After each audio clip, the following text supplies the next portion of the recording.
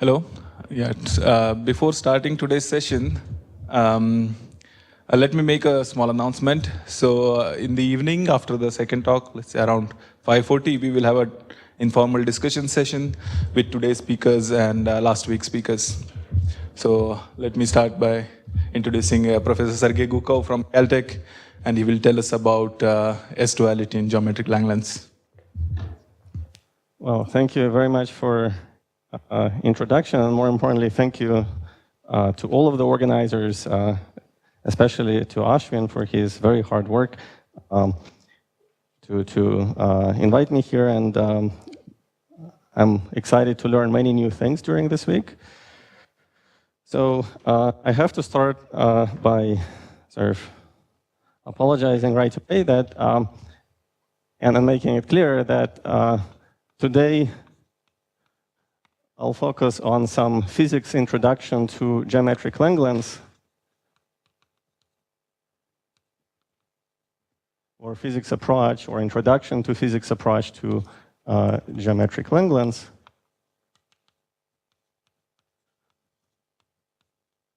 And this will be a different subject from other lectures that I'm going to give later. So other lectures, different subject.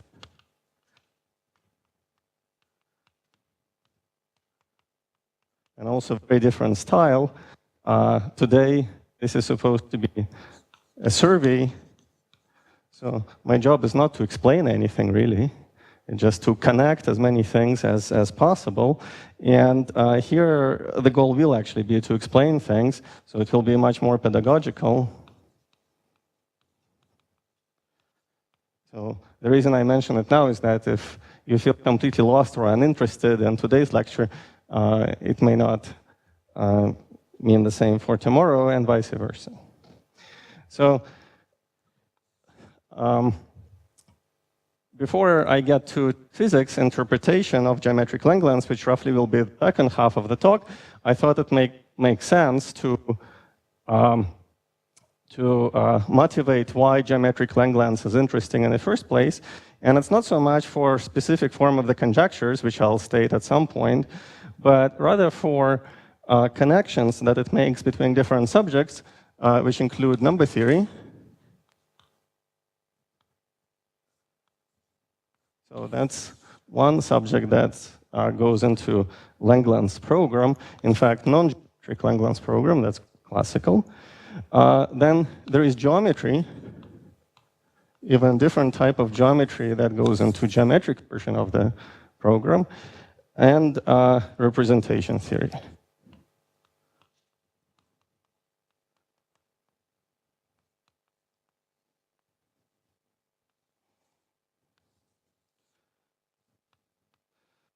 So the usual Langlands correspondence of number theorists takes different parts from these different subjects and blends them together in a rather surprising, interesting way. So the reason people are interested is precisely for this network of connections. I'm not going to be able to explain many of them, but I'll try to give you a hint of how each one of these arrows looks like.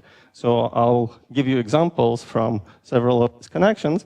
And as you may notice, physics is not part of it. So then, but two of the items from the title of this program are, so namely, it's called quantum fields, geometry and representation theory, and geometry and representation theory are on the board.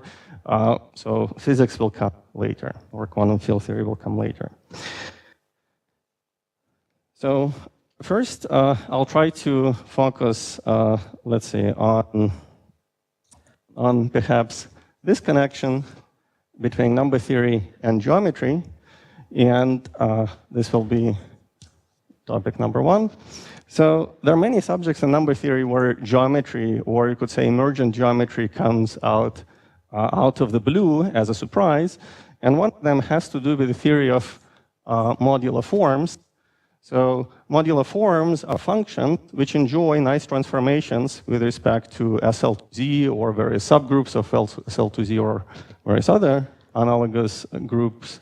So it means that if you have some function of tau, f of tau, then f of a tau plus b divided by a tau plus d, or c tau plus d, is up to some prefactor, is the same as f of tau. And in number theory, you get various interesting subfields of this area depending on what exactly you require here as a transformation. The most classical example is that appears in most of the textbooks is where you have c tau plus d to the power k, and this power k is called the weight of the modular form. And in particular, it means if, so notice that A and B do not appear here on the right-hand side, which means that you're allowed to shift tau by any integer, which means that such a function, f of tau, actually can be written as a power series in variable q, so sum over n, say from 1 to infinity, an q to the n, where q is exponential of 2 pi I tau. So writing it as such with integer values of n will essentially guarantee that such a function is invariant under T transformation, which shifts tau by +1. But of course, then you have to ask, when does it also enjoy transformation with respect to S element of SL to Z or corresponding subgroup? So that's a non-trivial question. It's interesting to study spaces of such modular forms of different weights. And again, it's a very typical subject in number theory. And first, I choose one, and for experts, that means I'm focusing on cusp forms. But I'll suppress, again, this is survey, so I'll suppress the differences between bundles and sheaves, cusp forms, and such. So therefore, I'll try to speak fluently, sometimes really meaning what I say, but suppressing the reason why. Yeah. So the statement I'm aiming for is better phrased for cusp forms.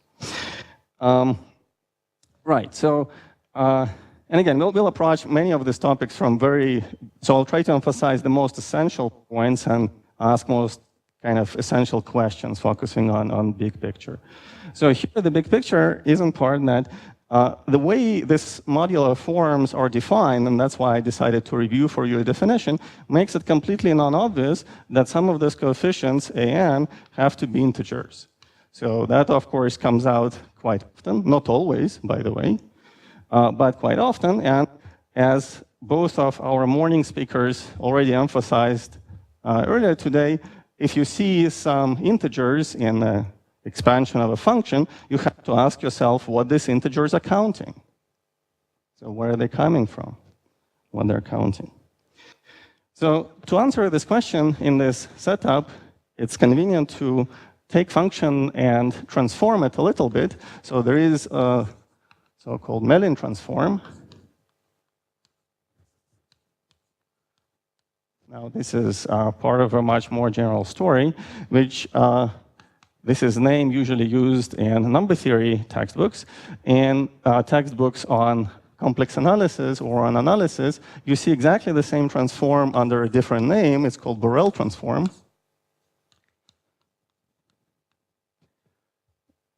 And this connection or this interpretation actually makes nice contact with yet another subject, which is so-called resurgent analysis.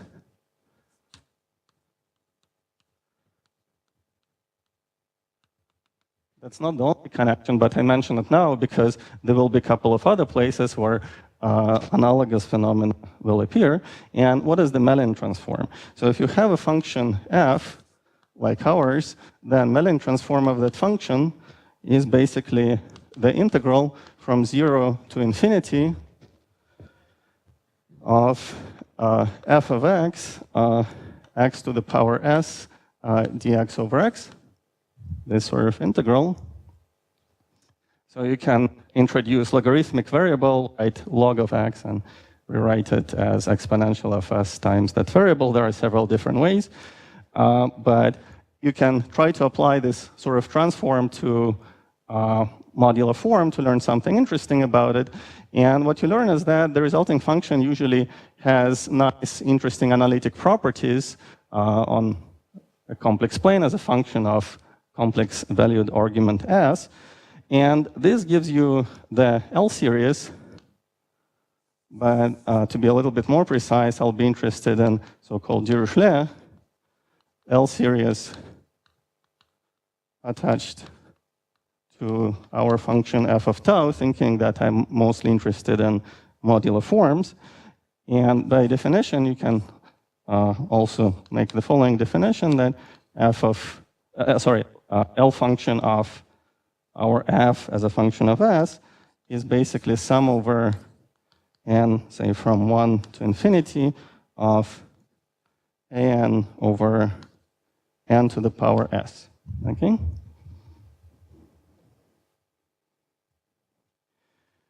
So this is essentially this closely related cousin of the Mellin transform. There are usually two versions of L functions. One is usually called lambda, that has nicer properties if you're interested in behavior on complex plane.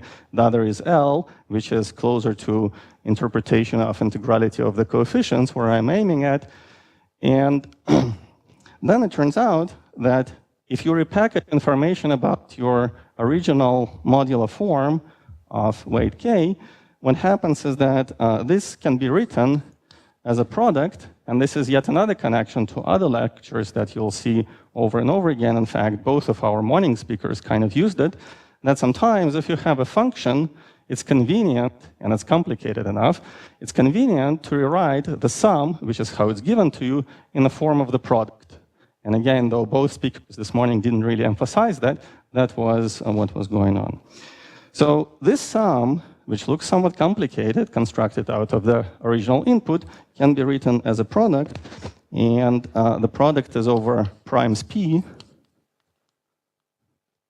of the form 1 divided by 1 minus ap, p to the power minus s, plus p to the k minus 1 minus 2s.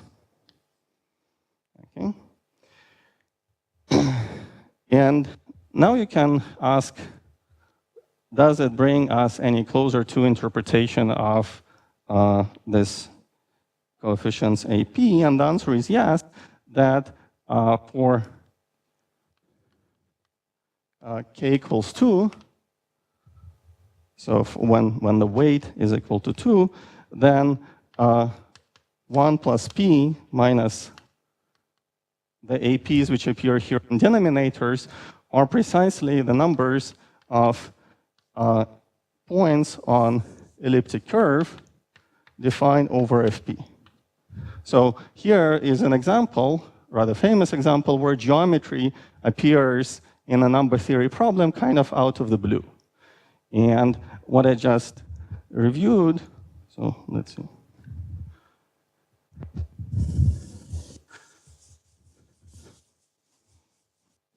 Is a statement of famous Taniyama-Well conjectures.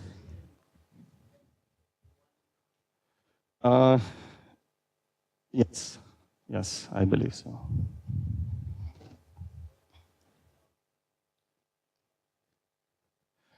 Yeah, so here I'm suppressing primes of bed reduction and all of that. So I'm assuming that right, so there is an interesting story. What happens if your equation for elliptic curve and P have something in common, namely that some kind of prime of reduction occurs, but if that doesn't happen, so that kind of degenerate phenomenon, then basically what this says is that all ANs can be expressed in terms of APs. And that's actually how this first appeared in the works of Hecke, and that gave rise to the Hecke theory.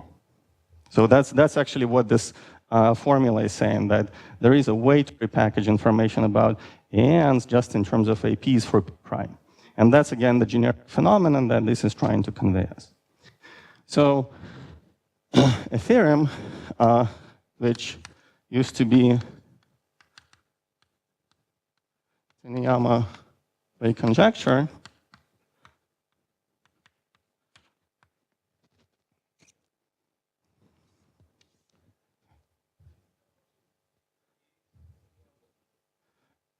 Say it again. Yes. Well, this is almost like this is essentially the zeta function. Or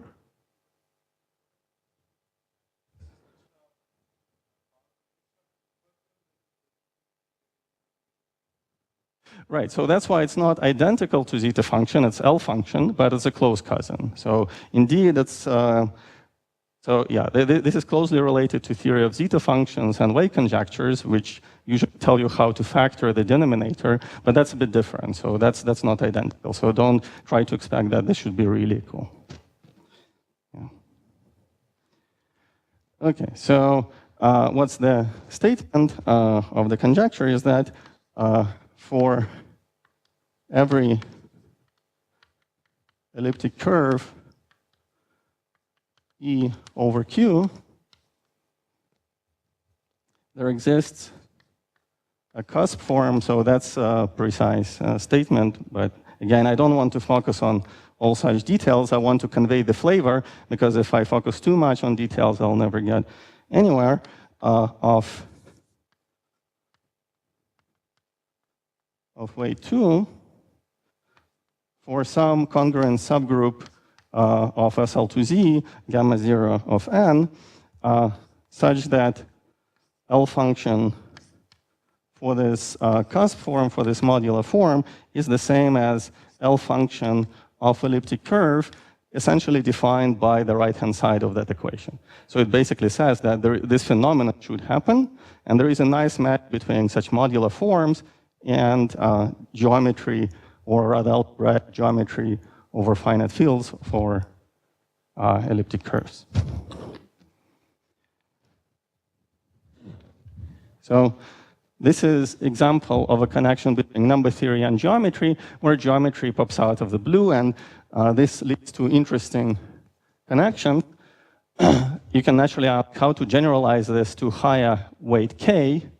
So here I presented for you a little bit of the story for general k, and only in the end specialized to case of weight 2. And if you ask this question, it actually is the subject of active research. So this sometimes goes by the name of modularity conjectures and requires a lot more technology. The basic idea is that this weight is correlated with the dimension of algebraic variety. So elliptic curves appear only because we're in the smallest interesting weight. And if you ask for higher weights, you'll be dealing with algebraic geometry over fields in varieties of high dimension. So let me give you another example of such connection between other topics involved here. And what I'm aiming at is give you a flavor of what kind of subjects appear, how they connect to possibly other talks, and so that then we can see later physics incarnation of some of these phenomena and their analogs. So all of this Langlands correspondence is really about analogies of various types.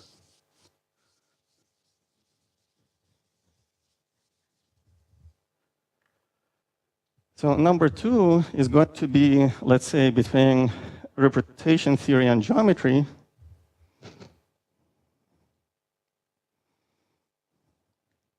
Where the statement would be that geometry of various varieties, or some geometric objects on various varieties, have to do with representations, if varieties have something to do with the group. So suppose, for example, that G, as will be in the rest of my talk, compact Lie group. If you're not a representation theorist, think of SU2, that's good enough. In fact, that's going to be a rich enough story to continue the discussion. And then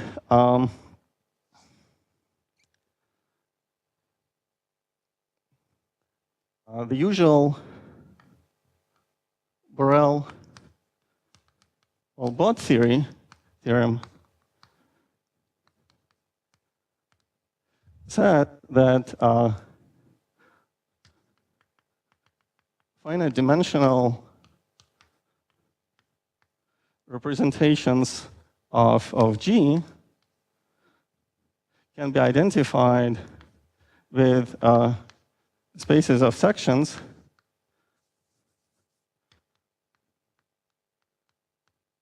of line bundle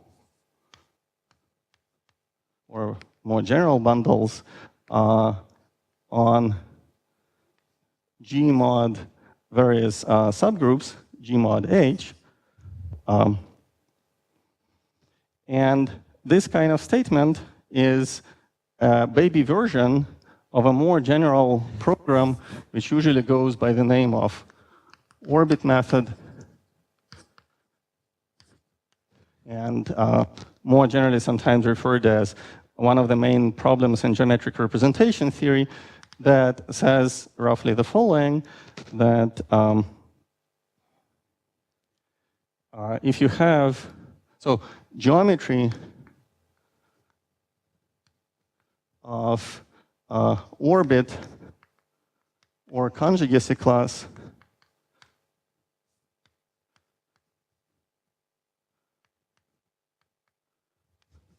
of G, of the group G, knows that there is a connection between representations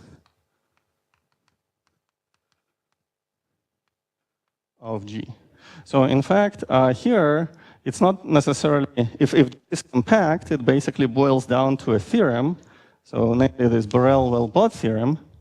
But if G is non-compact, and later on I'll use the following notations, that GC will be the complexification of G,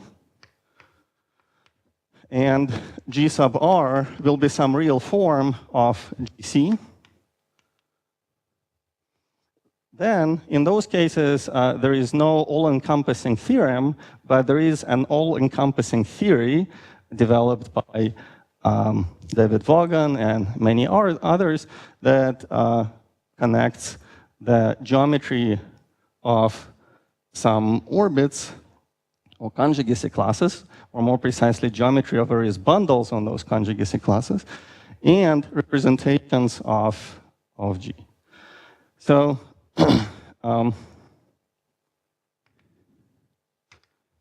I'll give you an example in a second. I'll go to the other part of the board, but just to list one more item here of the same flavor, these are all pretty much same statements in increasing degree of complexity, starting with the simplest, which is the statement of Borel-Well-Bott theorem, then this more general study. If you try to make it a little bit more precise, and I'll mention the reason why you need that, you introduce here a more and more sophisticated object. So here I try to phrase it in terms of something fairly familiar, but then very quickly it leads you to notion of so-called sheets, which are finite unions of orbits or conjugacy classes, and also leads to statements such as what's known as geometric Satake correspondence,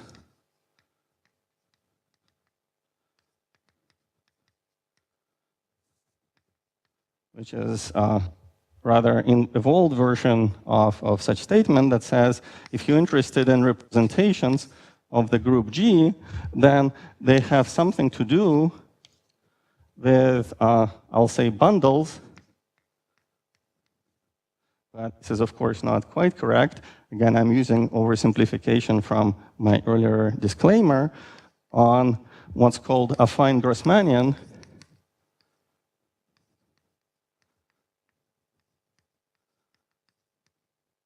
of which you can think as a usual Grossmanian. We're all familiar with usual Grossmanian, which is basically space of, say, k-dimensional planes in n-dimensional vector space. But if you try to make analogous notion over function fields, you naturally run to notion of affine Grossmanian.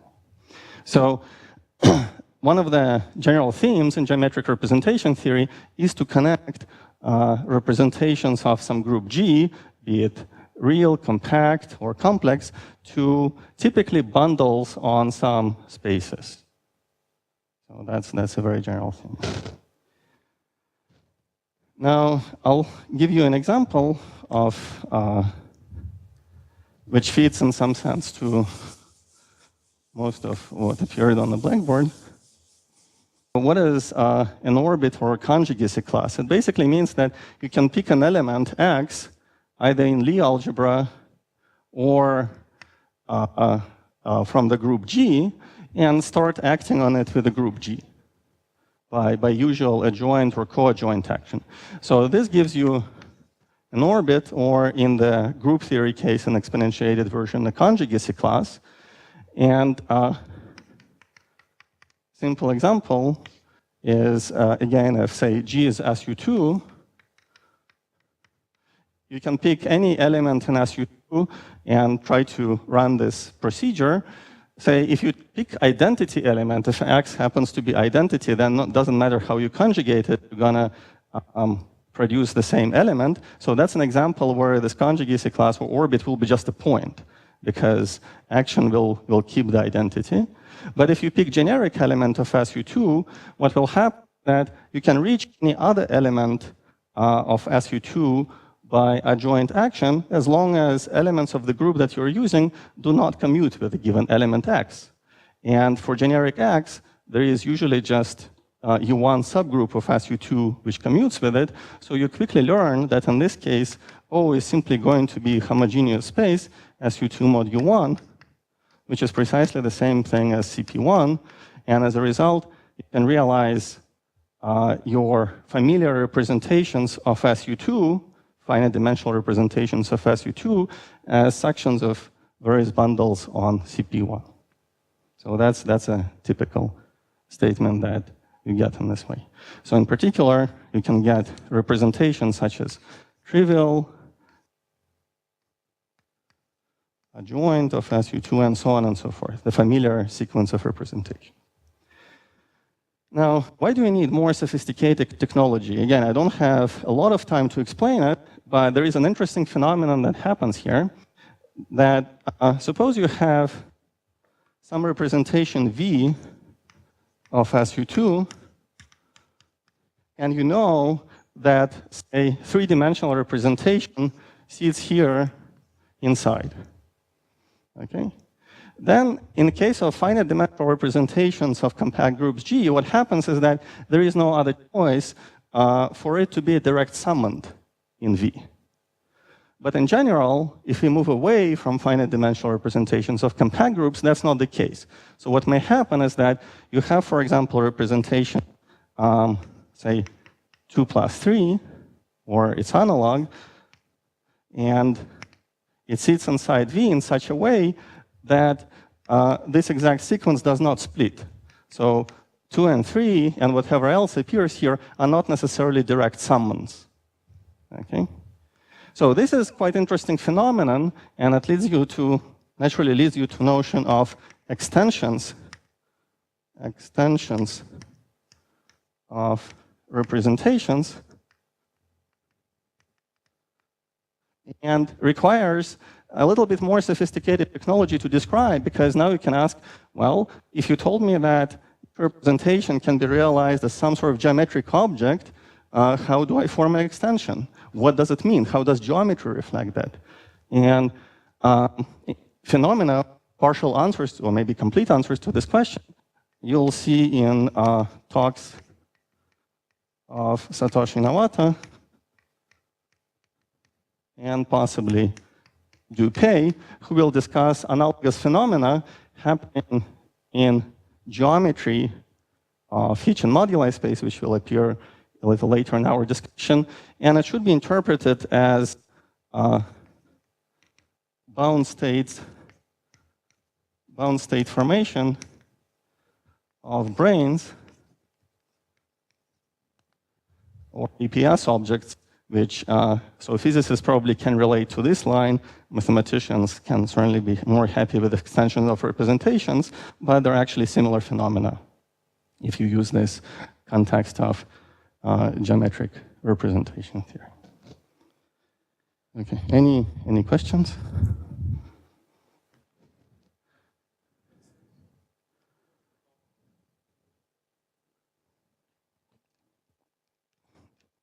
So these are different examples. So top row here, so there are roughly, what I'm mentioning is 3 types of statements an increasing degree of complexity. One is a classical theorem, and it's well defined. It has a very specific set of assumptions. The other is more of a program, again, which goes under this word orbit method, and which says the following, that if you form such a conjugacy class or orbit, it always happens to be a nice phase space symplectic manifold that you can quantize, so thinking about it as phase space in classical mechanics, sorry, in quantum mechanics, and then you obtain the corresponding representation as a result of quantization. So basically that's the philosophy here. So then there are two actually different but related notions, or I'm just throwing keywords, which are trying to make this program more systematic so that it could be raised as a theorem, as a general statement with specified assumptions. In one form, it requires you introducing this notion of sheets by Borrow, which combines several conjugacy classes together sometimes. So what I just said is a little bit oversimplified for a general theorem. And the other is a somewhat geometric statement of geometric syntactic correspondence, is also an upgrade, but in a slightly different direction, that involves, which is kind of builds in these extensions in place right away, and has to do with categorical structure. Namely, there is a tensor product on representations and morphisms that it takes into account. Okay. So again, this is just a glimpse of what connection between, in this case, geometry and representation theory typically looks like. And it's somewhat surprising that there is such a nice marriage between two different subjects. Okay, any other questions? Okay, so now I proceed to number 3. And for number 3, I have nothing left but to talk about this relation.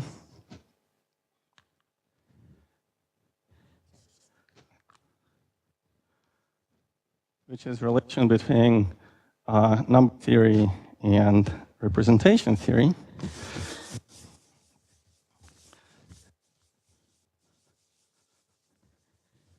And here, actually, I'll just state the, one of the statements of conjectures, one of the conjectures in the Langlands program. But I want to emphasize the difference between the classical case and geometric case. So, yeah?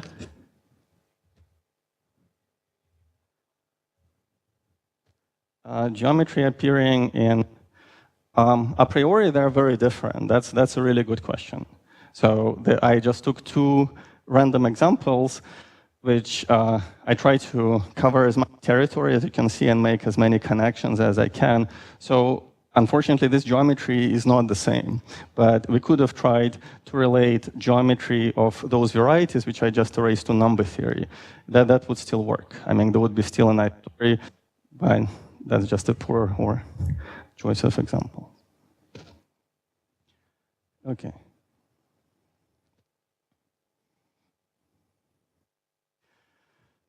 Right. So in the statement of some of the Langlands conjectures, there are several different versions which work at different levels. So first of all, you can consider finite fields and make a set of statements. So then you can consider number fields, such as, say, q extended by square root of -2. That's an example. So then you can go to function fields, where things start becoming dimensional, and finally reach geometric Langlands and physics as the top of this program. And again, there are different levels. The reason I mentioned this is that even the statement I'm going to phrase next can be formulated in each of these categories. And this direction brings us closer to physics, but this opposite direction, if you go up, is what's usually called classical. So this is just to help with the terminology, classical version of Langlands conjectures, when you try to go away from function fields or anything infinite dimensional, work ideally with either finite fields or number fields, kind of like we saw in our questions a moment ago. So, and in each of these frameworks, so I'm going to make a statement which can be equally phrased in all of these different versions. First, rather far from the bottom, and that's precisely the statement of one of the Langlands conjectures, which says that n-dimensional representations, which I'm going to call sigma,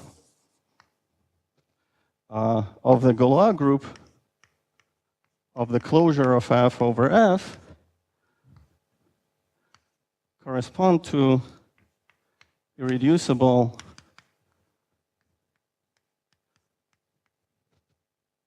automorphic representations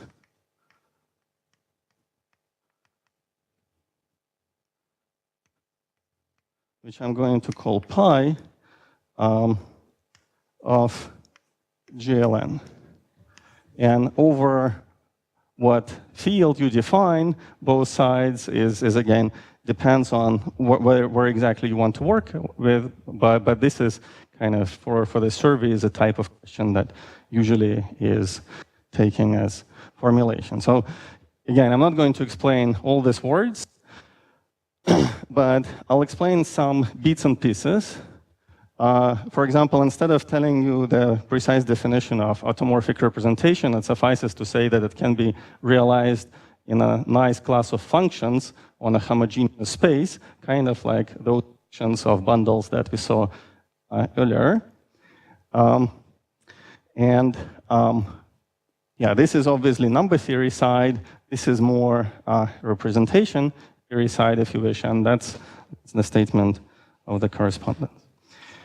Now, by itself, it wouldn't be as interesting if it didn't come with rich additional structure, and in particular, so sigma maps to pi, that's what I want to record, and in particular, what happens is that on this set of automorphic representations of GLN, you have a nice action of algebra, which is very large and interesting, and it's called spherical Hecke algebra.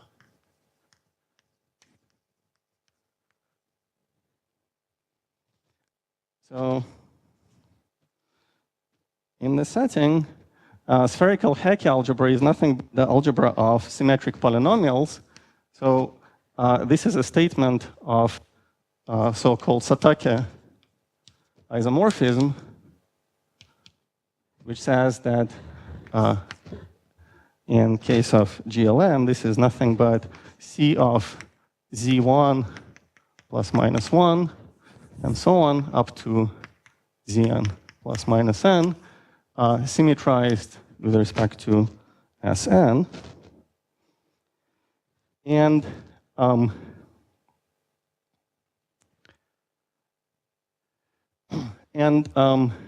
there is a corresponding, so you should think of it as particular algebra that acts on these objects, and in good situation, which is called, corresponds to unramified choice of such a reducible representation pi, it can be nicely matched to certain data on the left-hand side.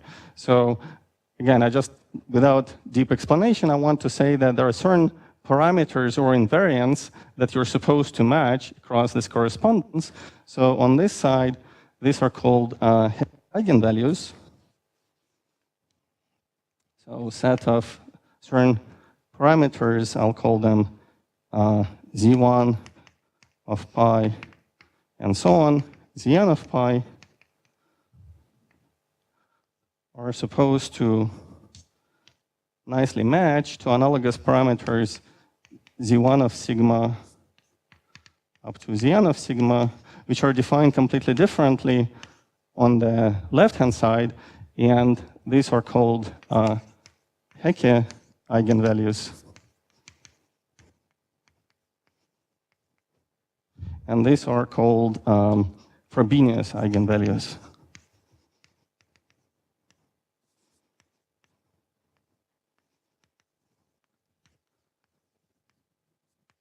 Of course, I realize that I'm not giving you full definitions, but the reason I mention this is because, first of all, I want to say that there are certain things that are supposed to match, and actually their physical counterparts I can explain. This is a bit outside of my domain.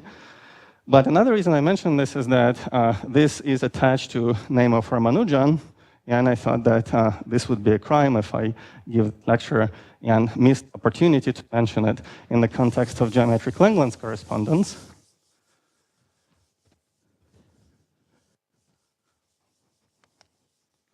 And it also gives me an opportunity to illustrate this dictionary between practical versus closer to physics or geometric version. Why? Because a theorem, which, just like in case of Taniyama-Well conjectures, used to be a conjecture, and in fact it's a conjecture of Ramanujan Peterson,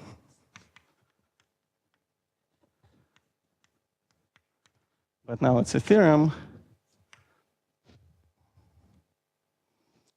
which says that absolute value of the zi's of pi is equal to 1 for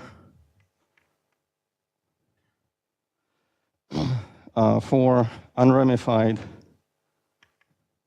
or good choice of this automorphic representation pi. So again, I mentioned this before, I didn't explain it, I said that it's something nice, but that's one of the statements which carries the name of Ramanujan. But it's actually, so this I'm not going to explain, but I'm going to explain its classical version.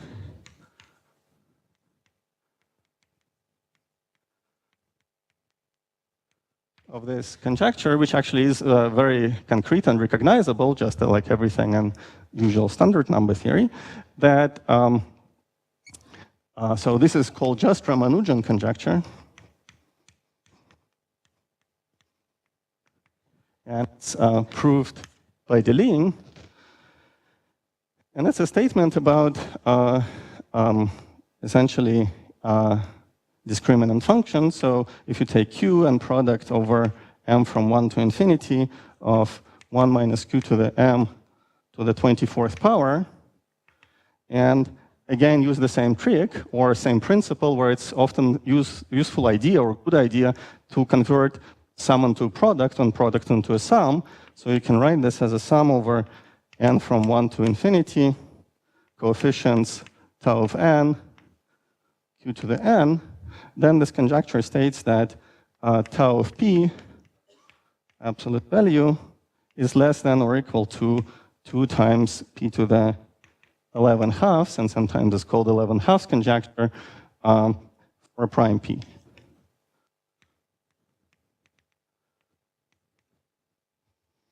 Okay. So this is something very concrete. Again, now it's a theorem due to Deligne, and even though it does not look immediately exactly like this, it's supposed to be a classical version of that statement. So now I want to come to this statement of Langlands conjecture and rewrite it, gradually transform it in a language that eventually brings us to physics. So the first thing to do is to try to formulate it not for GLN, but for more general groups. That's one of the first places where Langlands correspondence or Langlands notion of Langlands dual group appears. And are there any questions before I move on to the second part? So I'm essentially done with brief overview of phenomena that connect number theory, geometry, and representation theory. And in the rest of the talk, my goal is to take this phenomena and show you the geometric, or if you wish, physical counterpart.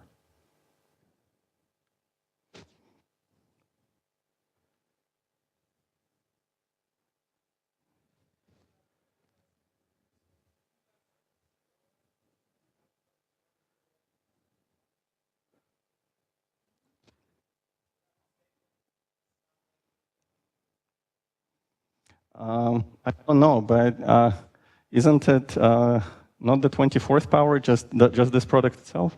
Yeah, so you'll be counting like partitions over. Yeah, I don't know. That's a good question. Yeah, honestly, I don't know. Some of this also connects to combinatorics, which I guess could be yet another corner. And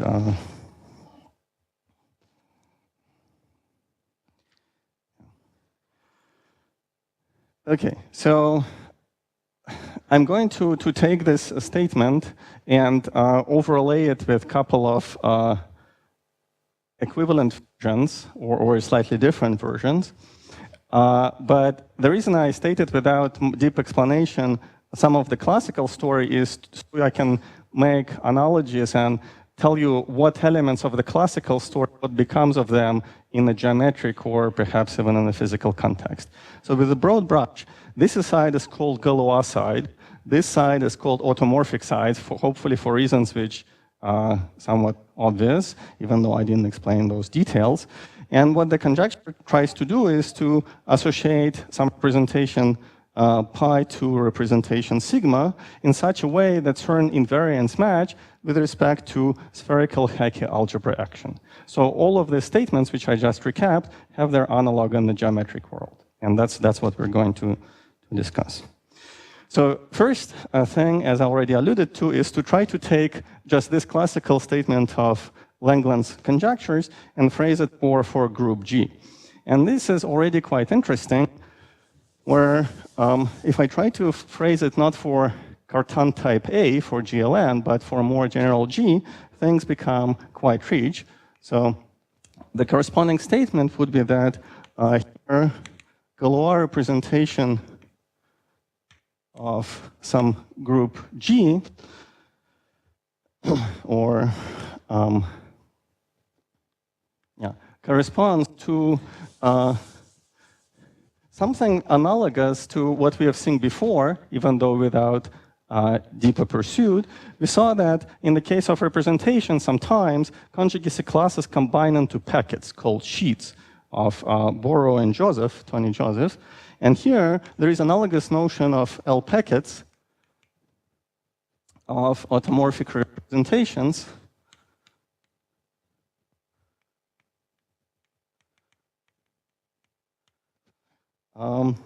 for a different group. So previously it was n-dimensional versus GLN, and now what's going to happen is that analogous statement involves different groups. So usually they are denoted G and G check, G and LG, and I'm going to put Langlands dual on this side, since this is convention used in most of the physics literature. And this brings an obvious question: what are G and LG?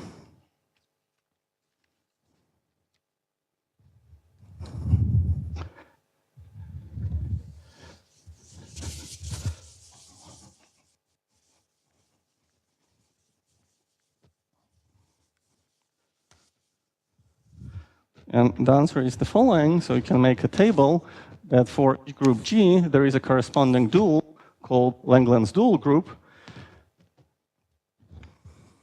And if I'm, again, treating G compact group, not the reductive group as it's usually used in mathematical literature, but rather compactly group G, which was my original notation, then the case of GLN should be really called UN.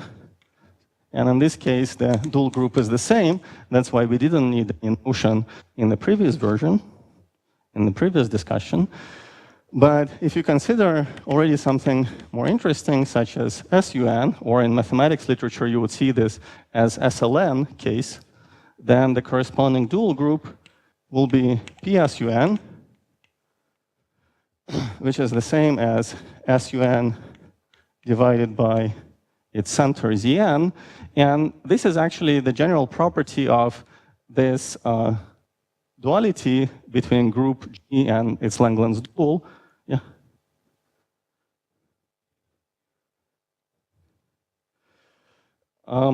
Well, this was Galois representation, so you can think of it as representation from Galois group, Galois f bar over f into GLN. So that's basically to say that we have an n-dimensional representation. So that could be, in some sense, another way to phrase it. And that statement will have an obvious analog in a second.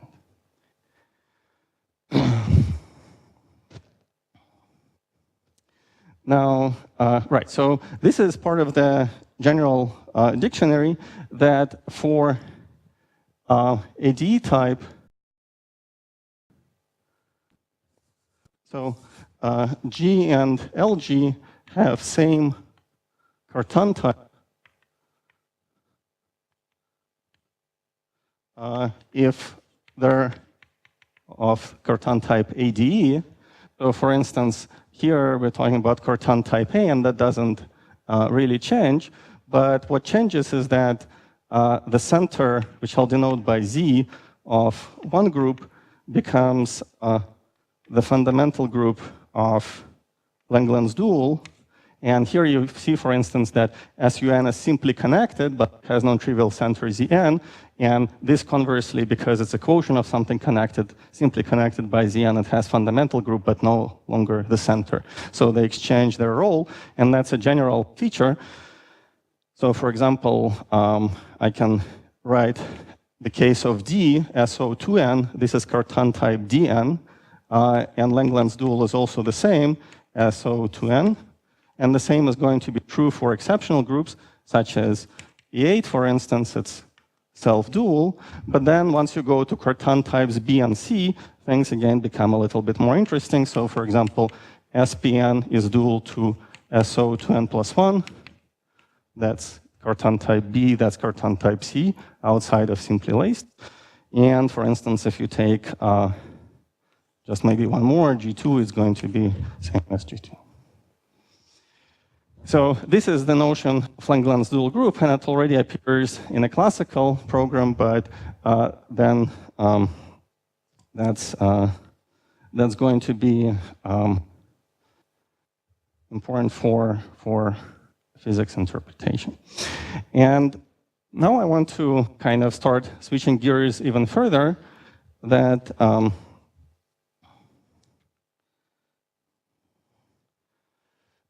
we already saw several spaces appearing in the context of geometric representation theory. These are usually spaces which have nice sort of either G symmetry or where G acts. And in particular, we saw various examples of, say, coadjoint orbits or conjugacy classes. And these conjugacy classes are spaces of solutions to some partial differential equations on Riemann surfaces. So this is the space, this is the place where Riemann surfaces appear. We already have a lot of group theoretic data, but now I want to introduce real geometry in the sense of geometric Langlands of Riemann surfaces, which I'm going to denote by C. So C stands for a curve. And first observation or statement is that if you write Hitchin's equations, which is a set of partial differential equations for G bundles and actions of canonical bundle on the Riemann surface, the Higgs field, which have the following form. Curvature of the connection is moment map for some Higgs field phi, then dA of phi is 0, and likewise dA of star phi is 0. And denote the moduli space of solutions to these equations by M sub h of type G and C. So it depends on choice of group theoretic data, group G, and the Riemann surface C. Then, what we saw before, so remark, is our orbits / conjugacy classes that we already saw are examples of such moduli spaces where the Riemann surface is basically puncture disk. So it's a disk with a puncture. Yeah, specific prescription of boundary conditions or type of the puncture. And therefore, it suggests natural generalization to move away from puncture disk, which is actually the statement of local geometric Langlands, to more general Riemann surfaces and consider same statements as before, but now thinking about such replacement where you replace, say, orbit or conjugacy class by entire Hitchin moduli space for, say, closed Riemann surface C. So that's one way to, if you wish, enter the geometric Langlands and its physical interpretation. Another way is the following, that the global presentations that we had here are analogs for if you ask what is the analog of the Gola group for Riemann surface, and it also has a natural counterpart, namely in moving away from this classical case, Galois group has to be replaced, or if you wish, corresponds to fundamental group of a Riemann surface C. Okay? And if likewise you ask, so previously we were asking, what is the space of representations from Galois group to some group G, or its complex version? So analogous question here will be, what is the space of representations of pi1 of C, because now this is the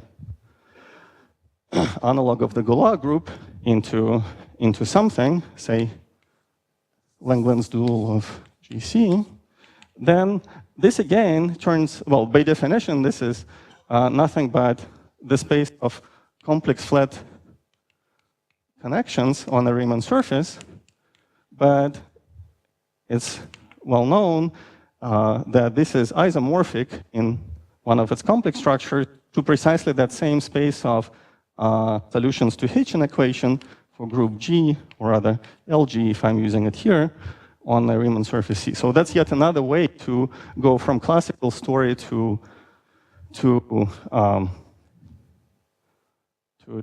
geometric Langlands. And now, if you do that,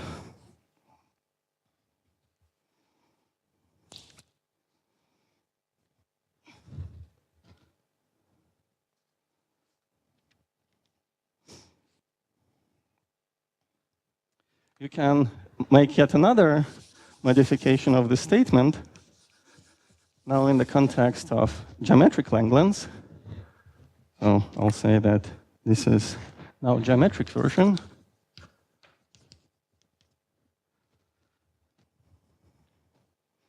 That irreducible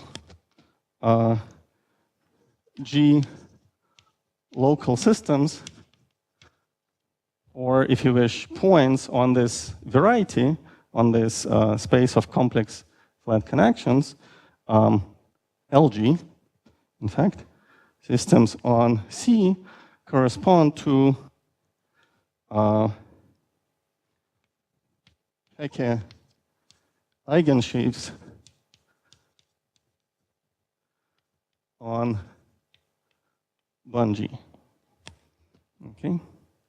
So this is the statement of geometric Langlands, and Hecke eigensheaves is an analogous statement to what we had here, and this irreducible G local, LG local system is analog of the Galois representation. As you see, it sounds horribly complicated, but roughly speaking, what it means is that points on this space here map into something which behaves nicely with respect to behavior, with respect to analog of the spherical Hecke algebra, which also exists in the geometric setup. And now this brings me to my last point, namely how all of this should be embedded in physics. We already got very close by talking about some gauge theory on a Riemann surface and PDEs. And basically, if you want to translate, so I've been making a slow path from classical Langlands to geometric Langlands and now to physics. If you want to study physics approach to geometric Langlands, you can work at two different levels. So you have a choice, and both are okay, both are good possibilities. So one level to understand what this, for physicists, very complicated looking statement can possibly mean is to work with sigma model.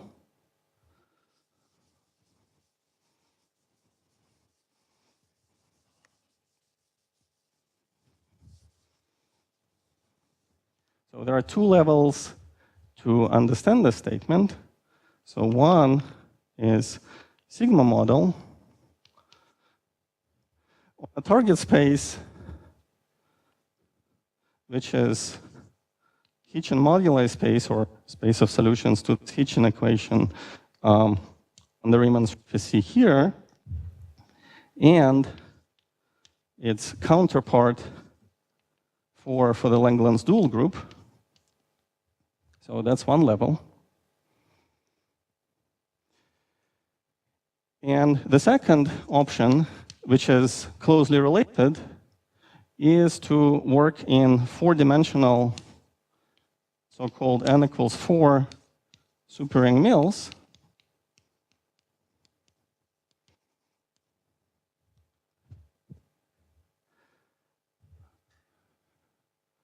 Which is formulated for gauge group LG on one side and leaves on some four-dimensional space, which involves product of your Riemann surface C with something else. So let's say R2 for simplicity. And here it will be G, and it leaves on same space, C cross R2. And the reason that such interpretation is even possible is that if you ask where in physics or math, say, this Langlands dual group appears, there are essentially three places. And we have seen all three of them in this talk. So one place is in Langlands correspondence, even in classical version, but of course also in geometric version. Another is in relation between moduli spaces of solutions to Hitchin's equations, where this phenomenon is known as a famous mirror symmetry, or example of famous mirror symmetry. And could have, and in fact it was, discovered somewhat independently of any gauge theory or any other interpretation or application to Langlands, where each of these spaces are non-compact local Calabi-Yaus, and you can ask, as Calabi-Yaus, can I see the mirror of, say, this Calabi-Yau? And what turns out is that the mirror is precisely the same type of space, but for the dual group. So that's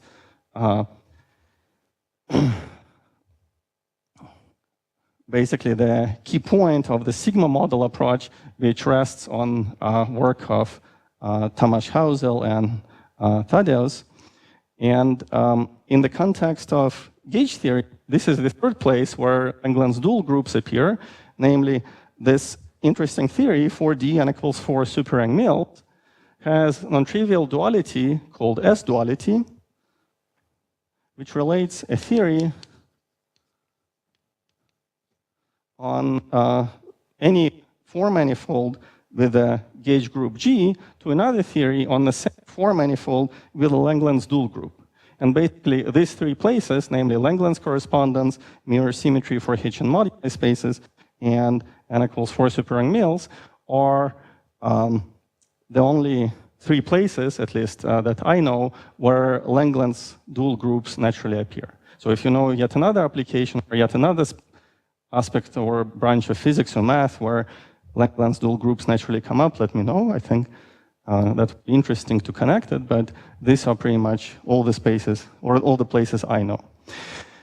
Now, natural question then is, how do we connect these three subjects, namely sigma model, superring mills, And our initial starting point, which will be item number 3 now, the geometric Langlands correspondence.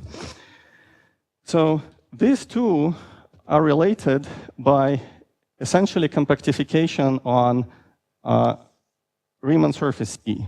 So if you're a physicist, you know what I'm talking about. If you're not a physicist, whatever I'm going to say will not shed much light. But this is a fairly standard operation of compactification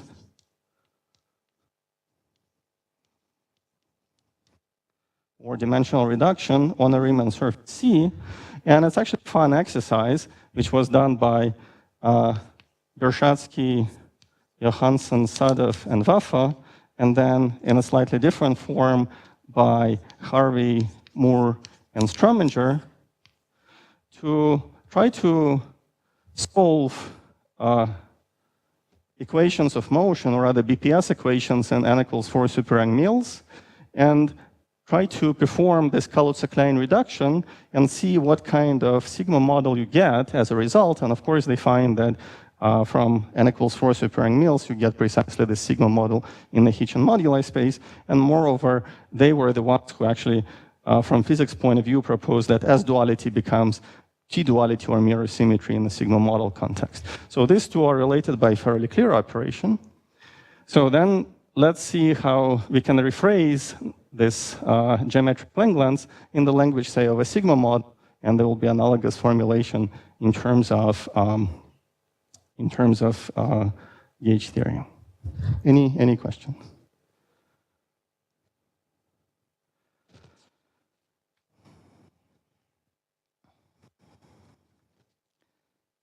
Okay, so this is the last point, and we're already very, very close. In fact, I kind of gave you a hint of what's going to happen. So these G-local systems on C are basically point-like objects in or points on this Hitchin moduli space. So what we're trying to ask is what happens to a point under mirror symmetry? That's the question we're really asking. So let's see what, yeah.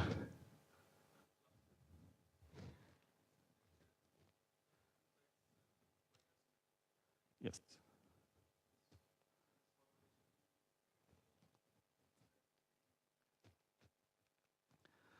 Not entirely. So the way we're going to reformulate it still will be quite asymmetric. So in fact, right, S-duality as symmetry is symmetric, but then question is, what do we ask? What exact question we ask? And the exact questions that we ask will actually be quite asymmetric. Maybe I'll try to summarize it now. That was my plan, and you'll see for yourself that it's not exactly the same. So yeah, I'm debating what to erase. I guess I'll erase this part.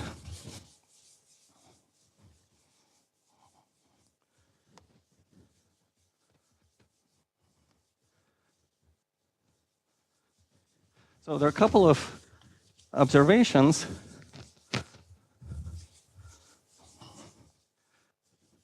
we can make to make a physics counterpart of that statement of this Langlands conjecture that's still on the board. So first of all,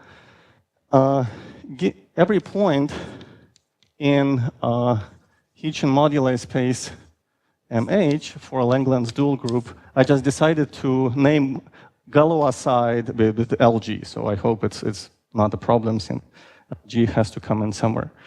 So point I want to point out is object which is fairly nice. In fact, it's holomorphic in all complex structures of Hitchin moduli space, and it carries infinitely many. So it's a pretty cool thing. It's triholomorphic. This terminology has to do with the fact that usually this infinite set of complex structures is expressed in terms of standard basis of phi, j, and k, and then that's what tri refers to. And this can be also phrased by saying that it's a certain object, namely brane, of type BBB. Okay? Because B branes in the story that involves mirror symmetry, and that you probably heard a lot more about from Rondonaghi are B-branes are holomorphic in the corresponding complex structure. So for the natural setting for this right-hand side, so the left-hand side of the correspondence is the set of these BBB branes on MH for Langlands dual group. So let's take this as an approximation for our correspondence and ask what's going to be on the right-hand side. Here we have to think a little bit because, see, physical setup indeed is somewhat symmetric. That's what you're pointing out, and involves Hitchin moduli space on both sides. But here we actually don't even see Hitchin moduli space or anything similar. So just like here, we have to do some interpretation. So it has to do with the fact that Ban-G, which we don't have to know what it is half-dimensional space, in fact, the most interesting part, in some sense, of Hitchin space.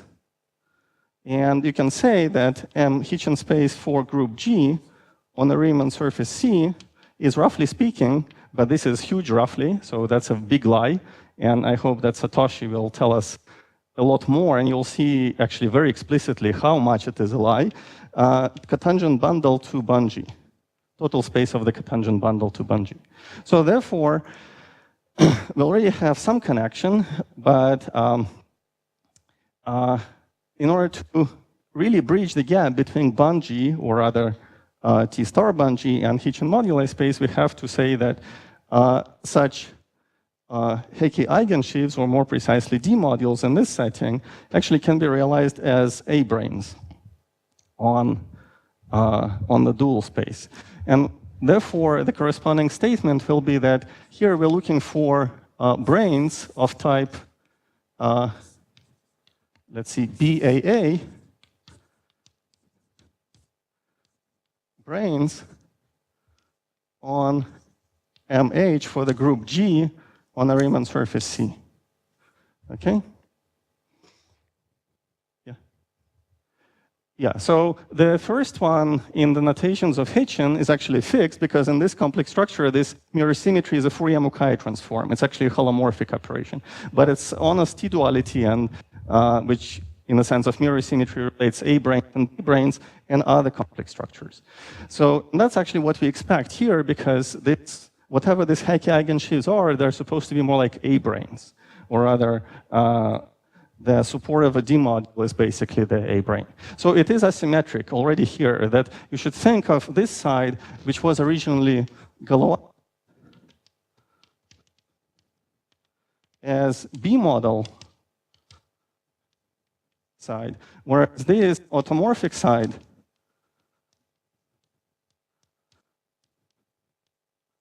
is supposed to be A model. And as you can guess, A model is usually more complicated than B model, and same is true in number theory context. Automorphic side is more complicated than Galois side, well, roughly speaking, usually. In addition, it wouldn't be good enough if we didn't have this action of Hecke algebra.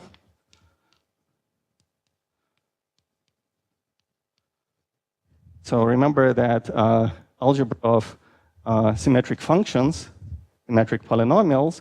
So it's a commutative algebra, and in physics, it's realized as algebra of Wilson lines, algebra of Wilson operators. Oh, sorry, 't Hooft operators. I'm jumping ahead of myself.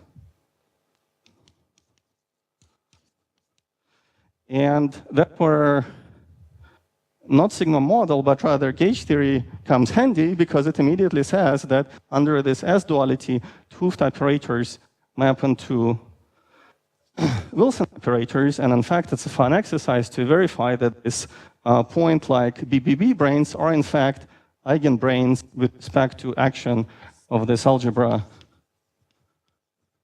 of Wilson operators.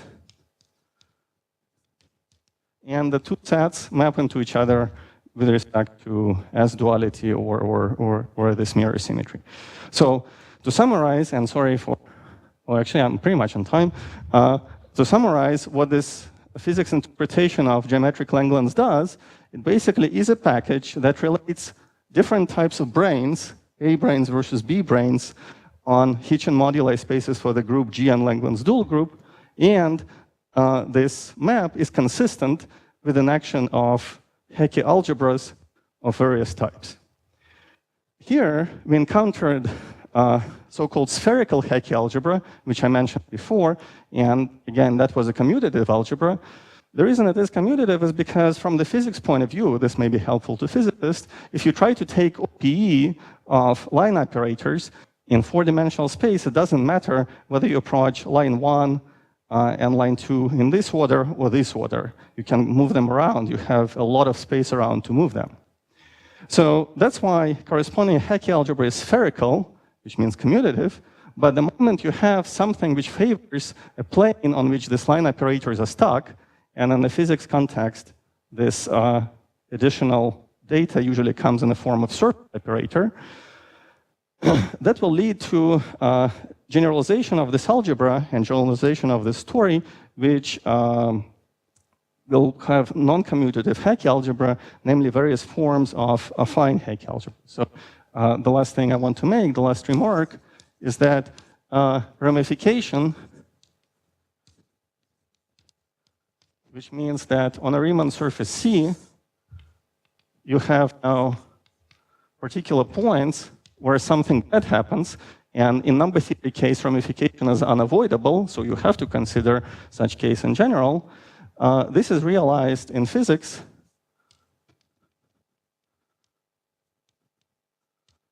corresponds to surface operators,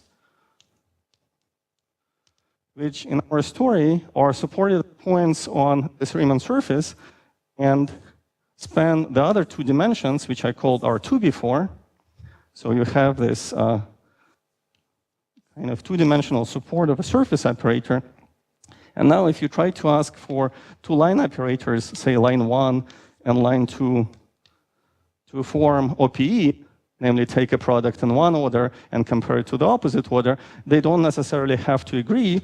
And what this OPE tells you is actually giving you various versions of non-spherical Hecke algebra, such as affine and various other deformations.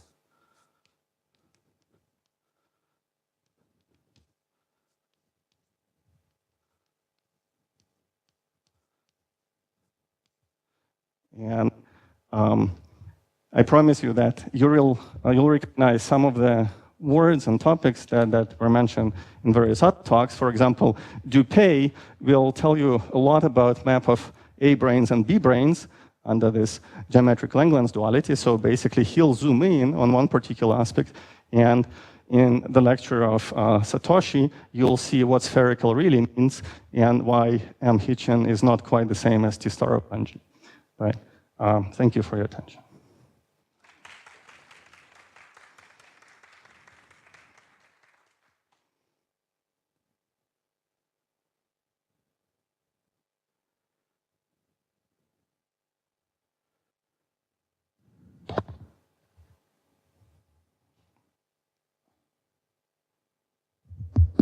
So is there an intrinsic A-model interpretation of this Hecke algebra?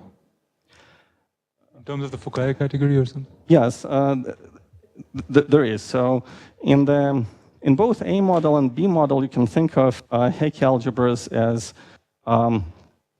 or this corresponding operators as functors acting on Fukaya category and derived category. So the rough version of this question would be, what are the autoequivalences of, say, Fukaya category here and derived category here? That's not quite the question we really want to ask, because we care about this particular branes. So it's not the autoequivalence of the entire category, but rather this special class of branes. So that's the type of question that you would consider on either A side and B side. And you can realize some of them, some of these functors, as correspondences, especially on A side.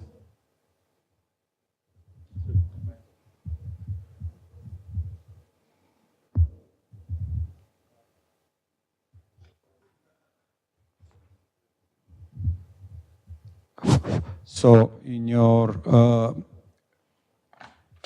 original discussion, you had the orbit method for various groups. And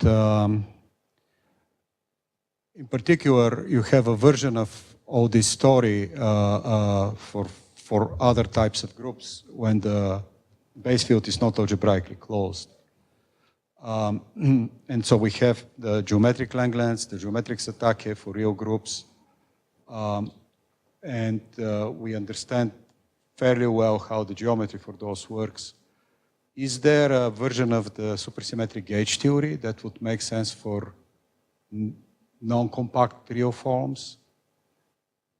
Is some orientifolding process that you can perform that would correspond exactly, say, to the geometric Satake for real groups or the Langlands for real? So there are actually two questions that you packaged in one. Yes. So one is, how does do the highlights of geometric representation theory embed into the story? And I wouldn't mention them in the beginning if they didn't. So they do, and that's a beautiful, rich story. So you can embed relation to representations of, say, group G, not meaning now compact, just any, in fact, even real group, geometric Satake correspondence, and in both cases, this additional gadgets or animals that live in the zoo of four-dimensional theory, such as surface operators and other defects come in. So I didn't really have much time to explain it, but they're still there. And you mentioned also the second, one more remark I want to make on your question related to orientifold. So that's really, in some sense, yet another subject which one could have talked about. How, so here, I focused on two-dimensional story of a sigma model and four-dimensional story of a gauge theory, but you could ask, how is it realized in string theory? Because you can realize this n equals 4 superring meals on the world volume of D3 branes. And then natural question, so that would lead only to Cartan type A by default. So you can ask, what do I do to get other Cartan types? And how do I relate SL to Z duality of n equals 4 superring meals to analogous duality of type 2B string theory? So that would indeed involve orientifolds and actually will be highly non-trivial. So for a long time, I thought that they just trivially coincide. For example, type 2B coupling constantly becomes coupling constant on D3 branes or something like that, and they transform in a similar way. But actually, that's not true. And unfortunately, this is not in the literature. I want to advertise that for non-simply laced types, which you mentioned involving orientifolds, that's actually somewhat very subtle story. I was thinking of whether I should mention it or not in the talk. I'll be happy to discuss it privately. But that's surprisingly, so embedding this in 10-dimensional type 2B is yet another subject which currently in the literature, even in the most referenced papers, is not quite well described and not quite correct.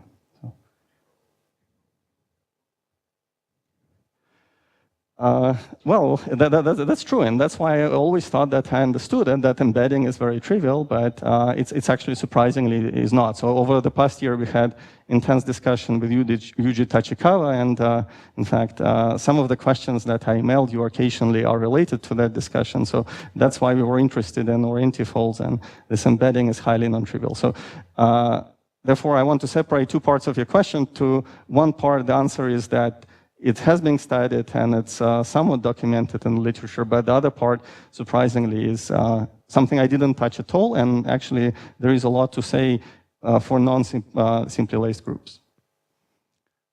So embedding in type 2B is highly non-trivial.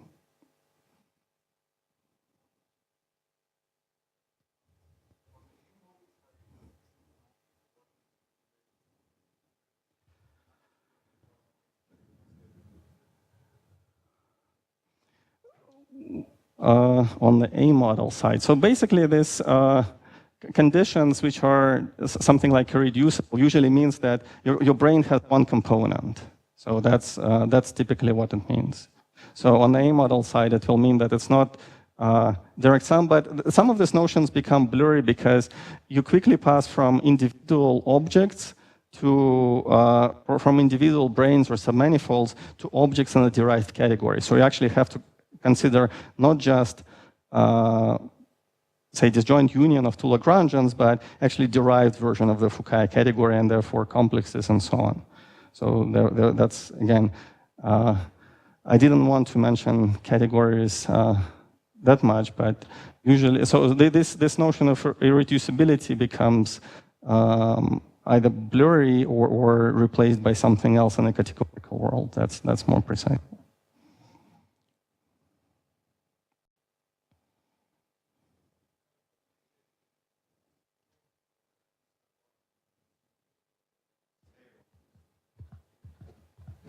Yes, yeah.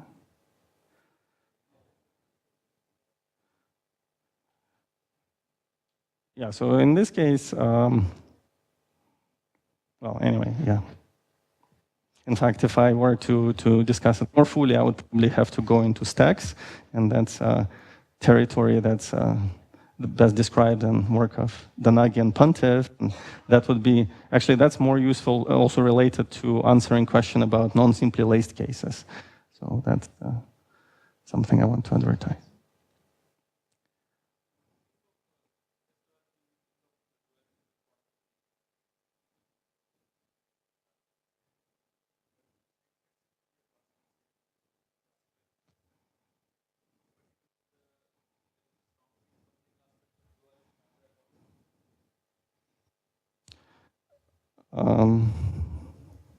Well, I wouldn't say it's entirely classical because if it was really classical, you know, the whole, even at the level of sigma model, the whole mirror symmetry program would be simple and classical, but it's not really. So it is somewhat classical if you think about it in complex structure I, where it's Fourier-Mukai transform, but even that now is applied to varieties with lots of singular fibers, and you have to, yeah, it's not entirely classical. Yes. No. That's precisely what we touched just a moment ago. So in fact, if you start asking, again, it depends. I think that the honest answer is depends on how deep you look. If you ask for, say, generic point here, a skyscraper shape, this BBB brane, at a very generic point, things are relatively nice. And you can limit yourself to that and declare victory. But then people, of course, want something interesting or peculiar. So they tend to send these points into singular points on the Hitchin moduli space, where there are singular fibers. And again, I'm sure you'll hear more about this, not from Satoshi and then from Dupay. And then question becomes, what do we do with the singular points? So geometry of target becomes singular, so something has to come to the rescue. So engage theory comes to the rescue. So that's where zooming on those questions and trying to answer them will require, on the mathematical side, language of stacks or something else that can answer it. And physics behind it is really the gauge theory. Huh? Gauge coupling enters questions which are usually referred as quantum geometric Langlands and trying to make both sides indeed more on equal footing. So in that case, what happens is that it's not just B side and A side as cleanly as I described it today. Both are kind of deformed so that completely different kind of form opens up related to kind of non-commutative deformation of branes on the one hand, and again, in the math literature, this is quantum geometric Langlands, and the gauge coupling, or more precisely, the parameter that Kapustin-Witten called psi, enters the story in a crucial way. But yeah, that's another aspect.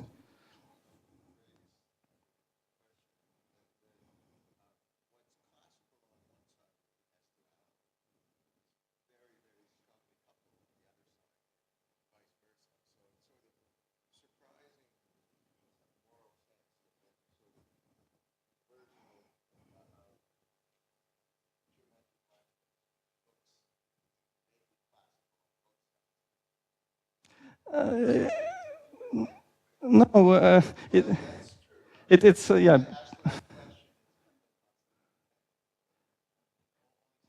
But don't underestimate. I mean, this side and Hooft operators is highly non-trivial. I mean, this A-branes and Hooft operators. That's not classical. It's if you really want to answer it in full glory, that's as quantum as it gets.